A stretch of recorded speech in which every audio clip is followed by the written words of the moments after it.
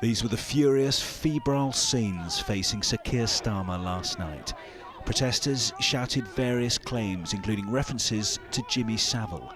So how much was that provoked by this comment? He spent most of his time prosecuting journalists and failing to prosecute Jimmy Savile, as far as I can make out, Mr. Speaker.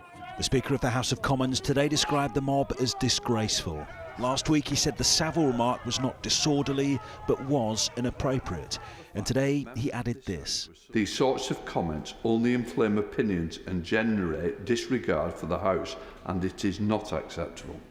Our words have consequences, and we should always be mindful of that fact. In Downing Street earlier, the PM of Lithuania overshot the famous door. Today, Boris Johnson's ministers rescued him after he came under further criticism to withdraw his now disproved claim. But I think this link that people are trying to make between those comments and the totally appalling harassment and intimidation that Keir Starmer suffered are getting that wrong. It is, of course, less than 4 months since the death of MP David Amess, highlighting the extreme dangers our public servants can face. For the MP sister of murdered Joe Cox, yesterday's images evoked terrible feelings. Keir's family had to watch that, David Lammy's family had to watch that, my family had to watch that, David Amess's family had to watch that. And things don't happen in a vacuum. You know, we know that people are protesting about various different things at the moment, but when we've got a Prime Minister who's adding fuel to that fire, that is not helpful.